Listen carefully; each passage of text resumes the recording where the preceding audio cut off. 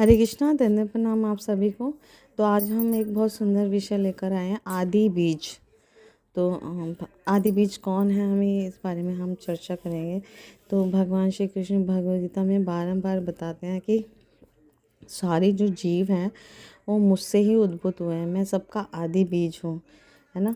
और समस्त व्यक्ति, समस्त जीव, जितने भी प्रकार के हम जीव देखते हैं 84 लाख योनियों में, तो सब कोई भगवान से आए हैं।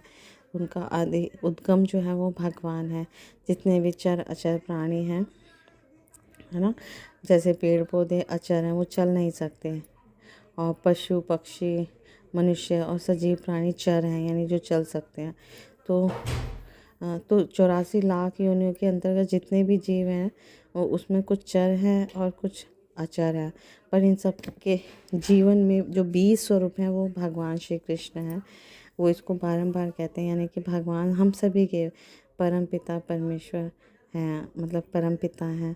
तो इसीलिए हम सभी जीवात्मा जो हैं वो परमात्मा के अंश हैं।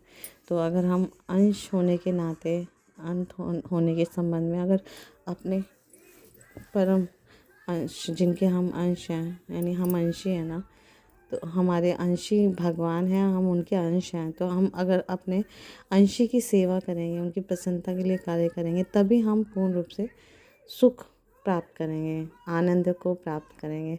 तो ये सार है। हमारे हमारे गुरु साधु शास्त्र सभी समझाते हैं कि हाँ, हम ये शरीर नहीं है, हम आत्मा हैं, हम परमात्मा के अंश हैं।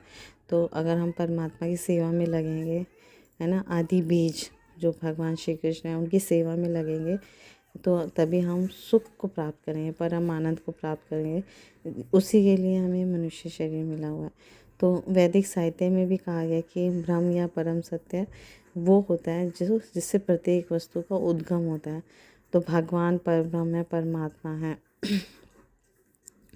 तो ये भगवद गीता में भी कहा गया है कि निर्विशेष ब्रह्म का साकार रूप होता है, और साकार रूप कौन है, वो भगवान श्री कृष्ण है। तो आदि रूप में भगवान श्री कृष्ण ही समस्त वस्तुओं के उद्गम है, वे मूल है।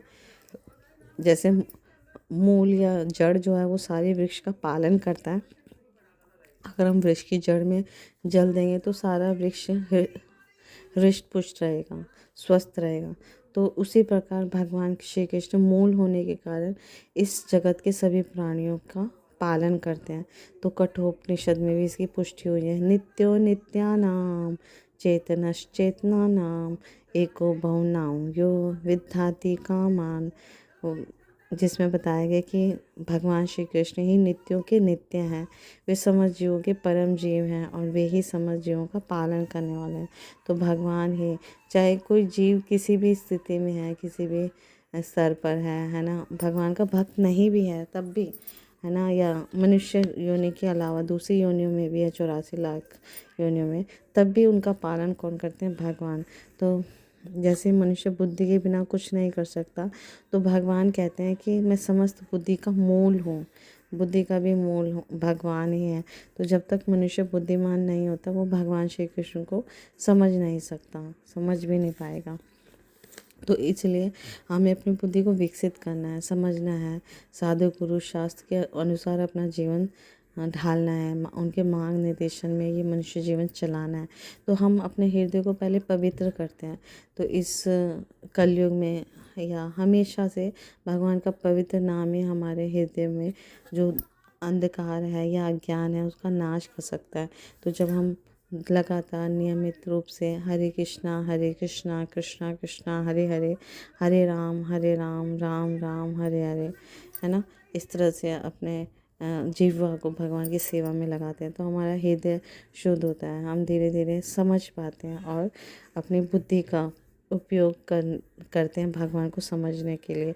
तो भगवान जो समझ बुद्धि के मूल हैं वो हमें समझ आने लग जाते हैं, और फिर हम उनकी सेवा में लगते हैं। तो जब तक कोई भी मनुष्य बुद्धिमान नहीं होता, वह भगवान को समझ नहीं सकता। तो ये भगवान जगह जगह ऐसे मनुष्यों का प्रशंसा करते हैं कि जो भी भगवान की भक्ति करता है, भगवान श्री कृष्ण के शरणागत होता है, वो मनुष्य सुमेधा है, अत्यंत बुद्धिमान है ना। तो ये बुद्धि भी भगवान से ही आती है। तो जो भगवान को हमेशा सतत भजते हैं, है ना, और प्रीतिपूर्वक भजते हैं, प्रेम पूर्वक भजते हैं, तो भगवान उनको उनसे बहुत प्रसन्न होते हैं, उन्हें परम दिव्य आनंद की अनुभूति होती है। इसी जीवन में वो आनंद अनुभव भी करते हैं।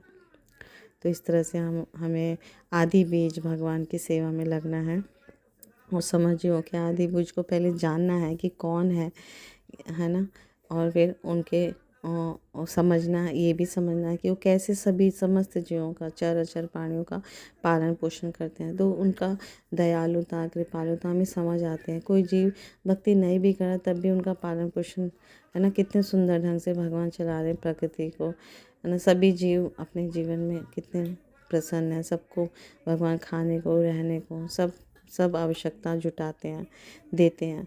तो इस तरह से हमें अपनी बुद्धि का प्रयोग करके भगवान श्री कृष्ण जो आदि बीज हैं, मूल है, हमारे परम पिता परमेश्वर हैं, उनकी आराधना करके अपना जीवन धन्य बनाना चाहिए। Thank you so much. Guru Maharaj की जय, शिव प्रभात की जय। आप सब